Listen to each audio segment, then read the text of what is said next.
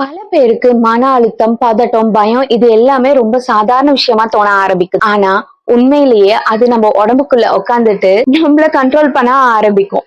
ஒரு கிளையண்ட் என்கிட்ட வந்து, "சபரி எனக்கு எப்ப பார்த்தாலும் ரொம்ப பதட்டமாவே இருக்குன்னு" ஒரு லைன் தான் சொன்னாரு. அவரு வந்து இது வேலை பார்க்குறவங்க எல்லாருக்குமே இருக்கிறது தான் அப்படின்னு நினைச்சாரு. அது ஒரு கான்ஸ்டன்ட் ஸ்ட்ரெஸ் அப்படிங்கிறது மட்டும்தான் அவர் நினைச்சாரு. ஆனா அவரோட உடம்பு பாத்தீங்கன்னா எப்போதும் ரொம்ப இறுக்கமா தான் இருக்கும். மனசு ஓடிக்கிட்டே இருக்கும். நைட்டு தூங்குனா கூட ஆழமான தூக்கம் கிடையாது. காலையில எந்திரிச்சு ஃப்ரெஷ்ஷா இல்ல. இது வேலையிலயும் பாதிக்க ஆரம்பிச்சுது. சின்ன சின்ன விஷயங்கள் முடிவு பண்றதுக்கே ரொம்ப தடுமாறினாரு. கவனமா வேலை செய்ய முடியல. பணத்தை பத்தின பயம் அப்ப வர ஆரம்பிச்சது.